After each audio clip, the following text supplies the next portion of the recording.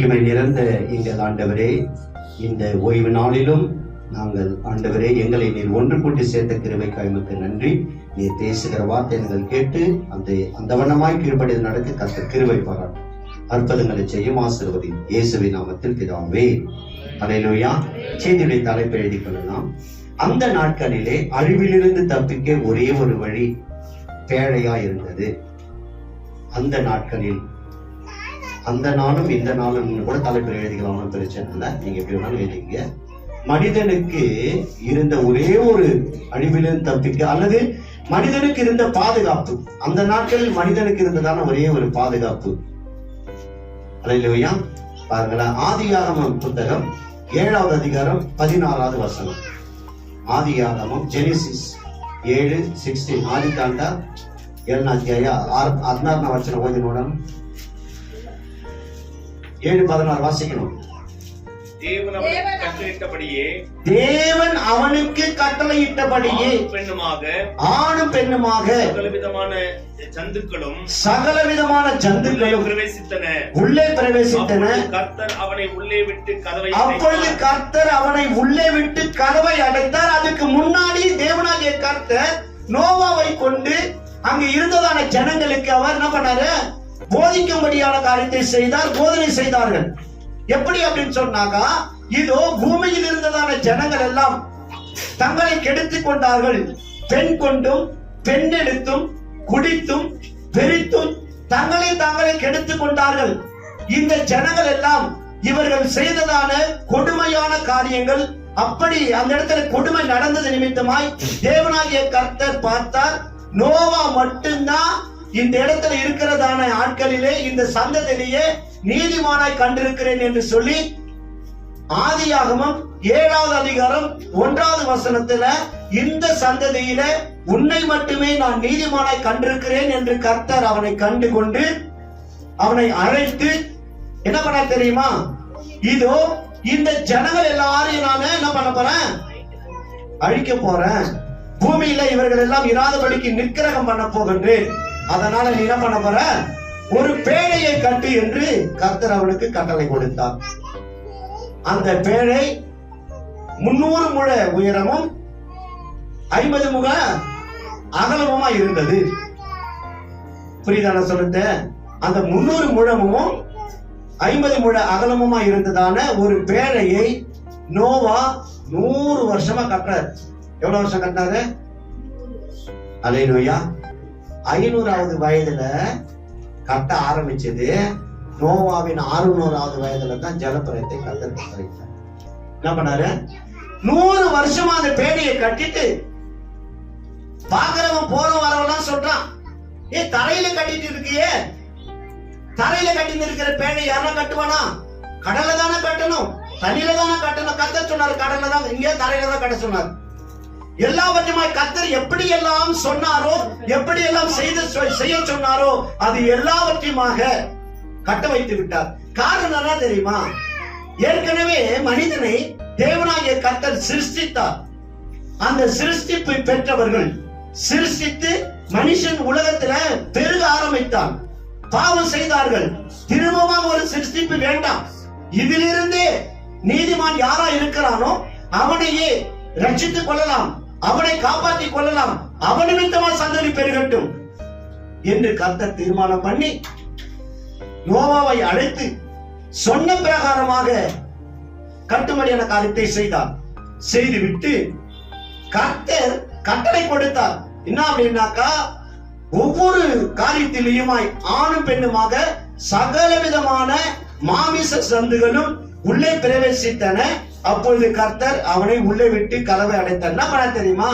7 நாளுக்கு முன்னாடியே சொல்லிட்டார், முடிய போறதான நேரம் வரப்போகுது. பாருப்பா, நீ ஏற்கனவே 100 வருஷம் கட்டிட்ட, பிரசங்கம் பண்ணிட்ட, வந்து நீங்க கப்பலை ஏறிக்கீங்க அப்படின்னு எல்லாருக்கும் சொல்லு அப்படின்னா, இது 7 நாள் இந்த சம்பவம் நடக்குது. 7 நாளும் அந்த எல்லாத்தையும் கடைசி வார்த்தை, கடைசி கூப்பிட, வா வா வந்து ஏறிக்கோ, மழை வரப்போகுது, அழிய போற போய் கெஞ்சி கூத்தாடி என்னென்னோ நீ பண்ண போவாங்களேன். ஊழியெல்லாம் போய் சொல்ற பாத்தியா, ஏமா வீட்டிலே கிடக்காதம்மா, வீட்டுக்கு சபைக்கு வாங்க, சத்தியத்தை கேளுங்க, மனம் திரும்புங்க, வேலை ஓடாத, முதலாவது தேவனுடைய ராஜ்யத்தை அப்படி நீதி தேடின வசனம் சொல்லுது. நீ தயவு செய்து வா என்று சொல்லி நம்ம என்ன பண்றான், போய் கூப்பிடுறோம் பாத்தியா. அவங்க என்ன பண்ணுவாங்க, இதோ வர, இப்ப வர, அப்ப வர அப்படின்னு சொல்லி என்ன பண்ணுவாங்க, எப்போதும் போல அவன் செய்கிற வேலையை செய்து கொண்டே இருப்பான். அதைத்தான் அவர்களும் அந்த நாட்களை செய்தார்கள். 7 நாளுக்கு முன்னாடி கர்த்தர் சொல்லிட்டார், இப்ப எல்லாரும் ஜோடிச்சார ஏத்தி நல்லத்தையும் இது வந்தோம், பாம்பு பள்ளி பூச்சிக்கு என்னன்னா வருது, இன்னத்தையும் ஏத்து நல்லத்தையும் ஏத்துது. 33,000 ஸ்கொயர் ஃபீட் மேல இருந்தது. அது கணக்கு போட்டு பாத்தீங்கன்னா, நீங்க போய் கணக்கு போட்டு பாருங்க.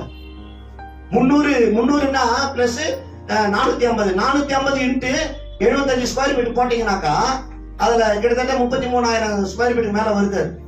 அதுல அடுக்கடுக்கா கட்டி எல்லாத்தையும் மேல எல்லாத்தையும் ஏத்திட்டாரு. ஏற்றி முடிச்சு ஆயிடுச்சு. 7 நாள் முடிந்து விட்டது. கர்த்தர் பார்த்தால் சொன்னதான நாள் முடிந்து விட்டது. முடிஞ்சுச்சா? 7வது நாளில் கர்த்தர் சொன்னதான அந்த 7வது நாள்ல எல்லாரும் ஏத்திட்டு அங்க என்ன பண்ணாரு, அந்த பேழைக்குள்ளாக தாப்பாலை போட்டு விட்டார்.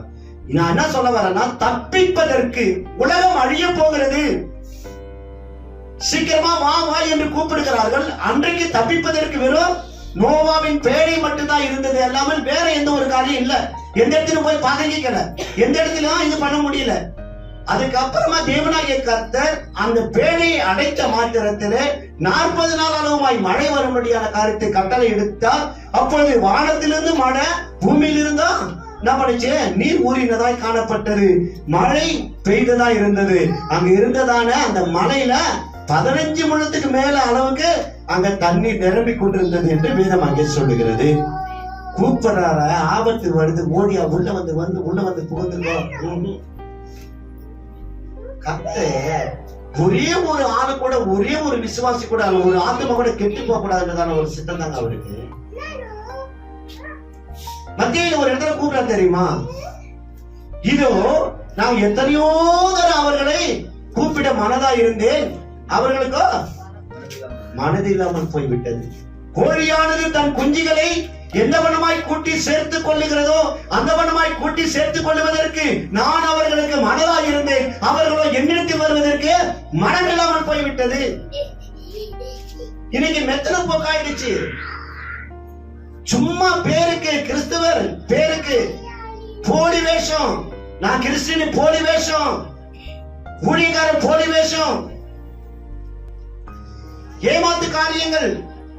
அவன் கொடுக்கப்பட்டதான வேலையா போய் செய்யறது இல்ல, அடக்காரத பண்ண போறது இல்ல, பிசாசு ஓட்ட போறது இல்ல. கேட்டா காரணங்கள், தேவனுக்கும் அவனுக்கும் இருக்கிற உறவுகள் துண்டித்திருக்கிறது, தூரமா இருக்கிறது, கிட்ட நெருங்க முடியல, பாவம் பரிசுத்தத்துக்கிட்ட போக முடியல. நீ பரிசுத்தப்பட்டா மட்டும் பரிசுத்தம் ஒட்டி கொள்ள முடியும். பாவம் செய்துவிட்டு பரிசுத்தத்தோடு கூட வர வேண்டும் என்றால் உன்னால் வர முடியாது. கர்த்தர் தான் சொல்றாரு, ஆபத்து வரப்போது, சீக்கிரமாவா கப்பல்ல ஏறிக்க, அதுக்கப்புறம் வேற வழி கிடையாது. சொல்லி பார்த்தார், முடிந்தது. 7 நாள் முடிஞ்சிச்சு. அங்கே கர்த்தரே எல்லாரையும் உள்ள விட்டுட்டு தாப்பால் போட்டு அடிச்சுட்டார். கர்த்தர் அடைத்தால் ஒருவனா திறக்க முடியாது, அவர் திறக்கிறதை ஒருவனும் பூட்ட முடியாது. கர்த்தர் பூட்டிட்டார். ஜனங்களாம் பாக்குறாங்க, ஓ நீங்க எல்லாம் உள்ள போயிட்டீங்களா, நாங்க இங்க ஜாலியா இருக்கிறோம் பாரு, மழை ஒண்ணும் வரல, தரையில இருக்கிறோம். பாத்திரம் வந்தா பக்கத்துல இருக்கிறவெல்லாம் என்னடா ஆடு மாடெல்லாம் உள்ள போகுது, அது மாட்டு போகுது. எது அந்த ஆடு மாடெல்லாம் நீ கூட வரையா அப்படின்னா நானும் வரேன் அப்படின்னு சொல்லி பத்தியா, அதெல்லாம் உள்ள போயிடுச்சு. அந்த ஆடு மாடலே கூட சில தரிசனங்கள்லாம் இருக்குது, வரமாட்டேன் அப்படின்னு சொல்லி வெளியில போய் மேஞ்சி கழிச்சு பத்தியா, அது அப்படியே மேஞ்சி அப்படியே கலட்டு விட்டாச்சு. இதையெல்லாம் செய்தார். செய்து முடித்த பின்பதாக அங்க என்னாச்சு தெரியுமா, அங்க உள்ள போயிட்டாங்க, கதவு அடைக்கப்பட்டது. 2 பேதுரு பாருங்களேன், 2 பேதுரு 2வது அதிகாரம் 4வது வசனத்தை ஒருத்தர் வாசிச்சு காட்டுங்களேன். 4-5 வாசிங்களேன், மனுஷனை கூட விடல, வாசிங்க. 2 பேதுரு 4-5. 2 பேதுரு 2வது அதிகாரம் 4வது வசனம் 5வது வசனம். பாவம் செய்த தூதர்களை தேவன் தப்ப விடாமல் சங்கிலிகளினாலே கட்டி, தூதரை கூட விடலங்க, பாவம் செய்ததான தூதர்களை தேவன் தப்ப விடாமல் அந்தகார சங்கிலியினாலே கட்டி நரகத்திலே தள்ளி நியாய தீர்ப்புக்கு வைக்கப்பட்டவர்களால் ஒப்பு கொடுத்து, அவங்களுக்கு கூட என்ன பண்ணாரா, நரகத்திலே தள்ளி நியாய தீர்ப்புக்கு கர்த்தர் ஒப்பு கொடுத்தார். யாரையாங்க, உடலை ஒட்டு கொடுக்கல. அதுக்கப்புறம் பூர்வ உலகத்தையும் 5வது வசனம். பூர்வ உலகத்தையும் தப்ப விடாமல் பூர்வ உலகத்தையும் தப்ப விடாமல் நீதியை பிரசங்கித்தவனாகிய நோவா முதலான 8 பேரை காப்பாற்றி அவபக்தி உள்ளவர்கள் நிறைந்த உலகத்தின் மேல் ஜலப்பிரளயத்தை வரப்பண்ணினார். நீதியை பிரசங்கித்தவனாய் உண்மையாய் இருந்ததான நோவாவின் குடும்பத்தை 8 பேரை மட்டும் கர்த்தர் காப்பாற்றினாரு. மீதி பேர் என்ன பண்றாரு? வெளியே தள்ளி விட்டார். அல்லேலூயா. நீதியாய் நடந்து கொண்டான். தேவன் பேரில் அவருக்கு ஒரு விசுவாசம் இருந்தது. ஆபத்திலிருந்து தப்பிக்கும்படியாய் என்ன நடக்க போகுது நோவாவுக்கு தெரியாது. நோவாவுக்கு தெரியுமா? உலகம் அழிக்க போகுது 100 வருஷத்துக்கு முன்னாடி சொல்லிட்டாருங்க. ஒரு பேடையை கட்டுன்னு சொல்றாரு. சொன்னார் எதுக்காக சொல்ல தெரியாது எனக்கு.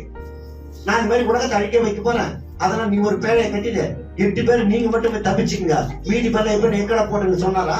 ஒண்ணும் கிடையாது. பேடையை கட்டுனாரு, அளவு சொல்லிட்டாரு. இந்த அளவு பிறகு கட்டி முடிச்சுட்டான். அது கட்டி முடிக்க 100 வருஷம் ஆகி போச்சு. 500வது வயதில் கட்டவன் 600வது வயதுல முடித்தான். 600வது வயதுலயே ஆரம்பத்துல ஜலப்பிரளயம் ஸ்டார்ட் ஆயிடுச்சு. அல்லேலூயா. ஜலப்பிரளயம் ஸ்டார்ட் ஆயிடுச்சு. பாருங்களேன், ஒருத்தரை கூட தப்பிக்க விடாதபடிக்கு நீதியை பிரசங்கித்தவனாகிய 8 பேரை மட்டும், நோவாவுடைய குடும்பத்தை 8 பேரை மட்டும் காப்பாற்றி மற்ற ஜனங்கள் மேல என்ன பண்ணாரா? ஜலப்பிரளயத்தை வர பண்ணினார். எபிரேயர் எழுதினதான புத்தகம் 11வது அதிகாரம் 7வது வசனத்தை ஒருத்தர் வாசிச்சு காட்டுங்க பார்க்கலாம். எபிரேயர் 11வது அதிகாரம் 7வது வசனம். விசுவாசத்தினாலே நோவா தற்காலத்திலே காணாதவர்களை குறித்து தேவ எச்சரிப்பை பெற்று பயபக்தி உள்ளவனாகி குடும்பத்தை ரட்சிப்பதற்கு பேழையை உண்டு பண்ணினான். அதனாலே அவன் உலகம் ஆக்கினைக்குள்ளானது என்று தீர்த்து விசுவாசத்தினால் உண்டாகும் நீதிக்கு சுதந்திரவாளியானான். பாருங்களேன், தேவ எச்சரிப்பை பெற்றான். தேவனாகிய கர்த்தர் வரப்போகிற காலத்துல என்ன நடக்க போகுது, 100 வருஷத்துக்கு அப்புறமா என்ன நடக்க போகுது தெரியாது அவனுக்கு. தேவ எச்சரிப்பை பெற்றுக் கொண்டான். பயபக்தி உள்ளவனாய் இருந்தான். அது மேல பயம் இருந்தது அவனுக்கு.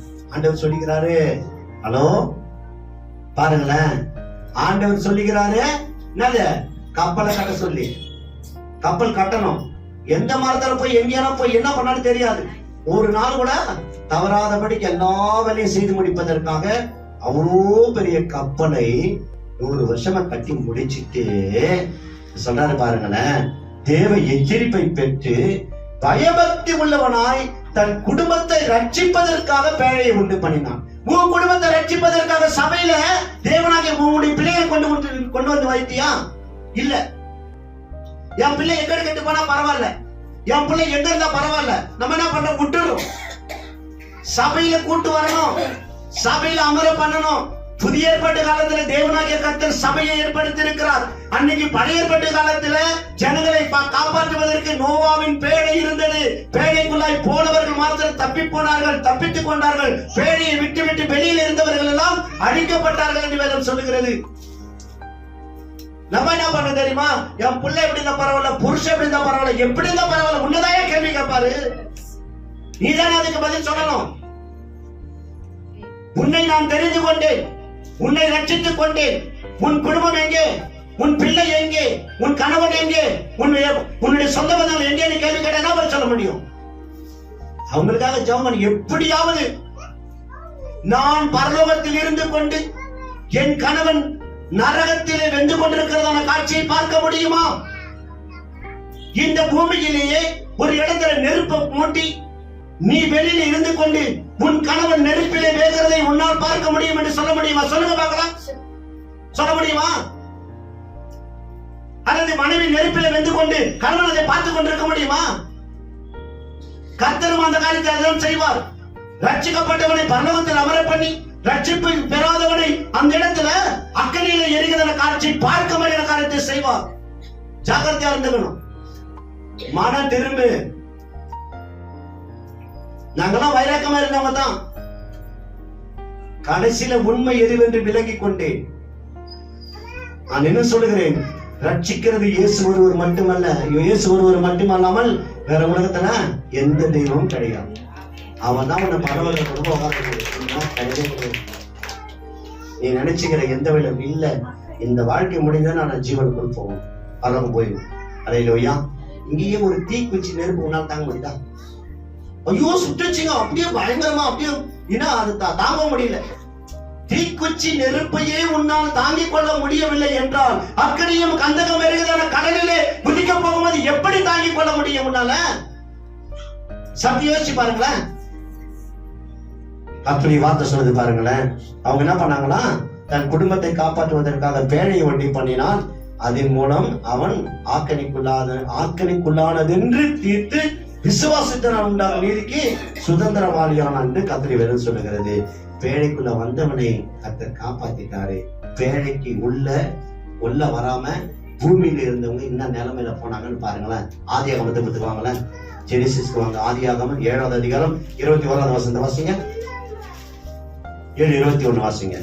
அப்பொழுது மாமிச ஜந்துக்களாகிய பறவைகளும் நாட்டு மிருகங்களும் பூமியின் மேல் ஊரும் பிராணிகள் யாவும் எல்லா நரஜீவன்களும் சஞ்சரிக்கிறவர்கள் யாவும் மாண்டன. பூமியின் மேல் சஞ்சரித்ததான யாவும் ஆண்டு போயின. பாருங்களேன், பேழைக்குள் போகாமல் பூமியின் மேலே சஞ்சரிச்சுதான எல்லா நரஜீவன்களும் ஆண்டு போய்விட்டது. ஏதோ தப்பிச்சுதான் இல்ல. அன்னைக்கு என்ன சொன்னாரு, நீ பேழைக்குள்ள வந்துட்டா தப்பிச்சிருவேன்னு சொன்னாரு. இவங்க என்ன பண்ணாங்க, வரல. வராததை தேவனாகிய கர்த்தர் என்ன பண்ண சொன்னது பிரகாரமாக அங்க செய்து முடித்தார். பூமியில எதெல்லாம் ஊறி இருந்ததை பாருங்கள், ஏதாவது விட்டுக்குதா பாருங்களேன். மாமிச சந்துக்களாகிய பறவைகள், நாட்டு மிருகங்கள், காட்டு மிருகங்கள், பூமியில் ஊறும் பிராணிகள் யாவும் எல்லா நரஜீவன்களும் பூமியில் சஞ்சரிக்கிற யாவும் மாண்டு போயின. 22 8ஆம் தரையிலும் எல்லாவற்றிலும் நாசியிலே சுவாசம் உள்ளவைகள் எல்லாம் மாண்டு போயின. எல்லாம் நாசியில சுவாசம் உள்ளதான எல்லாமே மாண்டு போயின. காப்பாற்றுவதற்கு பேடை இருந்து அது உள்ள வராம வெளியே நின்று போயிருந்ததுனால அவங்க மாண்டு போயிட்டாங்க. புதிய ஏற்பாட்டு காலத்துல ஒரு சபை, ஒரு மனிதனுக்கு சபையானது பாதுகாப்பு கொடுக்கிறதான இடம், ரட்சிப்பை அறிந்து கொள்ளுகிற இடம், ரட்சிக்கிறதான இடம், இயேசுவை அறிந்து கொள்ளுகிறதான இடம், மனிதனை சீர்படுத்துகிற இடம், மனிதனை சரிப்படுத்துகிறதான இடம். ஒருவன் இதுக்குள்ள வந்துட்டான்னா அவன் தப்பித்துக் கொள்ளுவான். இதுக்குள்ள வராம பூமியிலே நடமாடிக்கிட்டே இருந்தான்னாக்கா, பூமியின் ஒரு உலக வாழ்க்கை வாழ்ந்து கொண்டிருந்தால் கடைசியில் என்ன பண்ண போது, உலகம் அழிவுக்குள்ள மாற்றப்படும் பொழுது அன்னைக்கு என்ன பண்ணாரு ஆண்டவரே, என்ன பண்ணாரு, ஜலப்பிரளயத்தை அழைத்து கொடுத்தார். புதிய ஏற்பாடு காலத்துல என்ன வரப்போகுது புதிய ஏற்பாடு காலத்துல? அவ்வளவுதானா? இதெல்லாம் நான் தாங்கிடுவேன். நான் என்ன பண்ணுவேன், பூமி எதிர்ச்சி, அப்புறம் உலகதான வரப்போகுது, அக்கினிக்கு இரையாக வைக்கப்பட்டிருக்கு. பூமி எதுக்கு வைக்கப்பட்டிருக்கு? இந்த பூமியானது அக்கினிக்கு இரையாக வைக்கப்பட்டிருக்கிறது. பூமியின் மேலதான் நீ நடமாடி இருக்கிற. பூமி கடில போய் வந்துக்க முடியுமா?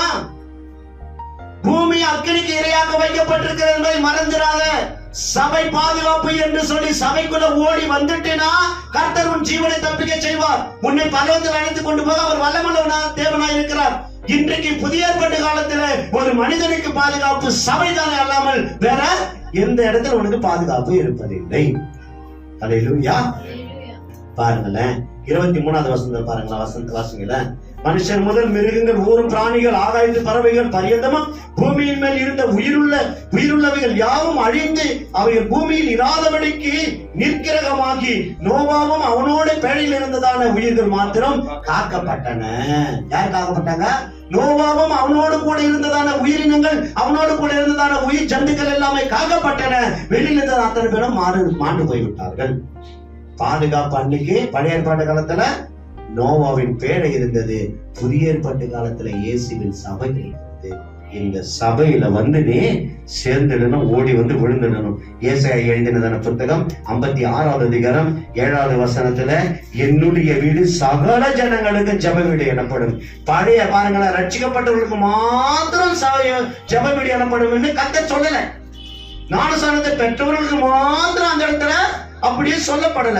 கர்த்தர் என்ன சொல்லுகிறார் என்றால், என்னுடைய வீடு சகல ஜனங்களுக்கும் ஜப வீடு எனப்படும் என்று அங்கே வேதம் சொல்லுகிறது. அல்லேலூயா. என்னை ஒருவன் பின்பற்றி வந்துட்டான்னா அவனை நான் என்ன பண்ணுவேன், அழைத்து கொண்டு போயிடும். மத்திய எழுதின புத்தகம் யோவான் எழுதின புத்தகம் 14வது அதிகாரம் 6வது வசனத்துல, நானே வழி சத்தியம் ஜீவனுமா இருக்கிறேன், என்னை அல்லாமல் ஒருவனும் பிதாவின் இடத்துல வர முடியாது. நானே வழி என்று சொன்னா நீ அந்த வழி எப்படின்னு கத்துக்கணும்னாக்கா என்ன பண்ணா சபைக்கு தேடி வரணும். நானே வழி, நான் வெளியே நின்று நானே வழி, பரவாயில்ல நீங்க தான் வழி ஆடணும். உன்ன வந்து எப்படி வருவ? சபையை தேடி ஓடி வரணும். கர்த்தர் சொல்றாரு நானே வழி. அந்த வழியை கத்துக்கணும்னா நீ அவர்கிட்ட தான் வரணும். அவர் உங்ககிட்ட வரதான காரியம்லாம் இல்ல. சத்தியத்தை அவர் சொல்லி தருவார். ஜீவனமா இருக்கிறார், ஒரு ஜீவனை கொடுப்பார். அங்க அவர் இல்லாமல் ஒருவனும் பிதாவின் இடத்தில் வர முடியாது. வேற வழியே இல்லை. எந்த வழி கிடையாது. யோவான் எழுதின புத்தகம் 14வது அதிகாரம் 6வது வசனம். நானே வழியும் சத்தியமும் ஜீவனுமாய் இருக்கிறேன், என்னை இல்லாமல் ஒருவனும் பிதாவினிடத்தில் வரான். அல்லேலூயா. சரி, அவர் வழி சத்தியம் ஜீவன். 5 நிமிஷம் கொஞ்சம் கவலைப்படாதீங்க, டைம் பார்க்காதீங்க. அவர் எப்படி சத்தியம் ஜீவன் எல்லாமே அவர் தான் அப்படின்னு சொல்லி வந்துட்டா தப்பிச்சுக்குவான். அப்படி வராதவனை என்ன நடக்க போகுதுன்னு வெளிப்படுத்தின விஷயத்துக்கு வாங்கலாம். 9வது எடுத்துட்டு வாங்கலாம். வெளிப்படுத்தின விசேஷம் 9வது அதிகாரம் 1வது வசனத்திலிருந்து 6 வசனம் மட்டும் கொஞ்சம் தெளிவா வாசி கொடுங்க, பொறுமையா நிதானமா. வெளிப்படுத்தின விசேஷம் 9வது அதிகாரம் 1வது வசனத்திலிருந்து 6 வசனம் வரைக்குமாய். 5ஆம் தூதன் எக்காளம் ஊதினான். அப்பொழுது வானத்திலிருந்து பூமியின் மேல் விழுந்த ஒரு நட்சத்திரத்தை கண்டேன். அவனுக்கு பாதாள குழியின் திறவுகோல் கொடுக்கப்பட்டது. அவன் பாதாள குழியை திறந்தான். உடனே பெருஞ்சூளையின் புகையைப் போல அந்த குழியிலிருந்து புகை எழும்பிற்று. அந்த குழியின் புகையினால் சூரியனும் அந்த ஆகாயமும் அந்தகாரப்பட்டது. அந்த புகையிலிருந்து வெட்டுக்கிளிகள் புறப்பட்டு பூமியின் மேல் வந்தது. அவைகளுக்கு பூமியில் உள்ள தேள்களின் வல்லமைக்கு ஒப்பான வல்லமை கொடுக்கப்பட்டது. பூமியின் புல்லையும் பசுமையான எந்த பூண்டையும் எந்த மரத்தையும் சேதப்படுத்தாமல் தங்கள் நெற்றிகளில் தேவனுடைய முத்திரையை தரித்திராத மனுஷரை மாத்திரம் சேதப்படுத்த அவைகளுக்கு உத்தரவு கொடுக்கப்பட்டது. மேலும் அவர்களை கொலை செய்யும்படிக்கு அவைகளுக்கு உத்தரவு கொடுக்கப்படாமல் 5 மாதமளவும் அவர்களை வேதனைப்படுத்தும்படிக்கு உத்தரவு கொடுக்கப்பட்டது. அவைகள் செய்யும் வேதனை தேளானது மனுஷரை கொட்டும் பொழுது உண்டாகும் வேதனை போலிருந்தது.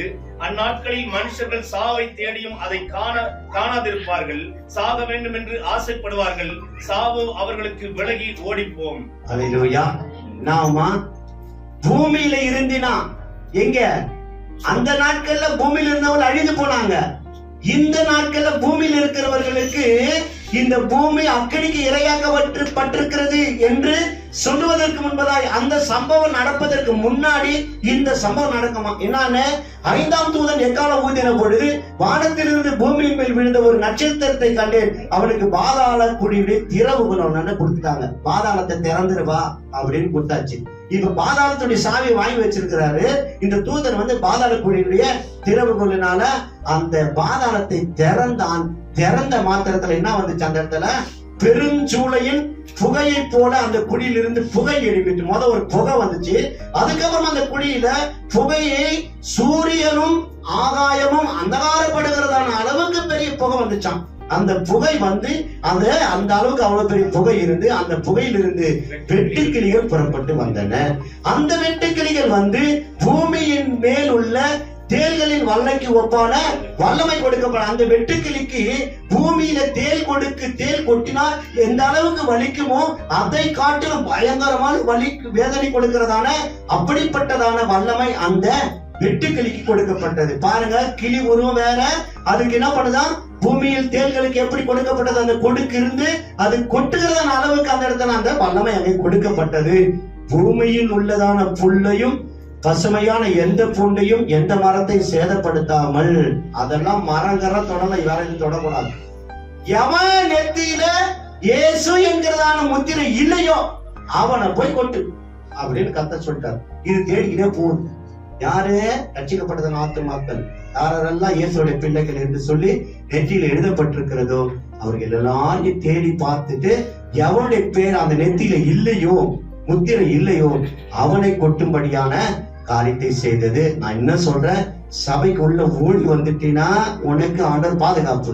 வெளியிலேயே இருந்துன்னு வச்சு ஜபர் காப்பி சுத்தி இருந்தேன்னு வச்சுக்கா என்ன பண்ண போதே இந்த தேல் கொடுக்கு வரப்போகிறது, வந்து அங்கே கொட்ட போகிறதா இருக்கிறது.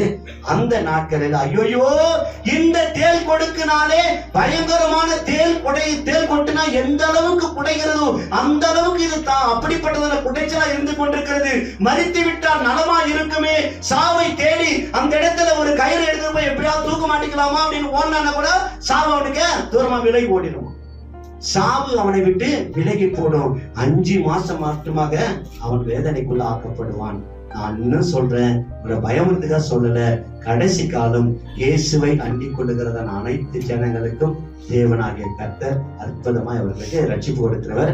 கடைசியா ஒரு 7 வசனத்தை வாசிங்கள. சங்கீதம் 2வது சங்கீதம் 12வது வசனத்தை வாசிங்கள. குமாரன் கோபம் கொள்ளாமலும் நீங்கள் வழியிலே அழியாமல் இருக்கும்படிக்கு அவரை முத்தம் செய்யுங்கள். அவரை முத்தம் செய்யுங்கள்.